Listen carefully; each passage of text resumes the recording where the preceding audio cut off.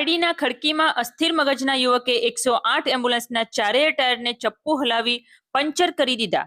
CCTV footage check કરતા કરતૂત પકડાઈ. જોકે 108 ઇમરજન્સી સેવા ખોરવાઈ હતી. પારડી તાલુકાના ખડકી ગ્રામ પંચાયતના પટાંગણમાં રોજ રાબેતા મુજબ રાત્રે પાર્ક કરવામાં આવતી 108 ઇમરજન્સી એમ્બ્યુલન્સને એક અસ્થિર મગજના યુવકે નિશાન બનાવી નુકસાન પહોંચાડ્યું છે. ગત રાત્રે આ યુવકે એમ્બ્યુલન્સ નંબર GJ15GA 0272 ના ચારેય ટાયરોમાં ચપ્પુ જેવા તીક્ષ્ણ સાધન ઘુસાડી પંચર કરી દીધા હતા.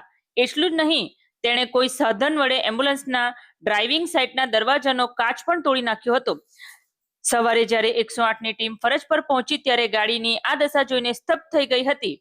પંચાયત કચેરી ખાતે લાગેલા સીસીટીવી કેમેરા ચેક કરાતા સમગ્ર હકીકત સામે આવી હતી, જેમાં એક અસ્થિર મગજના યુવાન આ તોડફોડ કરતો નજરે પડ્યો હતો. 108ની ટીમે તાત્કાલિક પારડી પોલીસનો સંપર્ક કરી ફૂટેજ સોંપતા પોલીસે યુવકની ઓળખ કરી આગળની તપાસ હાથ ધરી છે. ઉલ્લેખનીય છે કે આ એમ્બ્યુલન્સ વલસાડ જિલ્લા પંચાયતની આરોગ્ય શાખા દ્વારા 15મા નાણાં પંચની વર્ષ 2022-23ની ગ્રાન્ટમાંથી ખડકી વિસ્તાર માટે ફાળવવામાં આવી હતી. સ્થાનિકોના જણાવ્યા મુજબ આ અસ્થિર મગજનો યુવાન છેલ્લા કેટલાય સમયથી વિસ્તારમાં રખડી રહ્યો છે અને અગાઉ પણ લોકોને પથ્થર મારી ઈજા પહોંચાડી ચૂક્યો છે.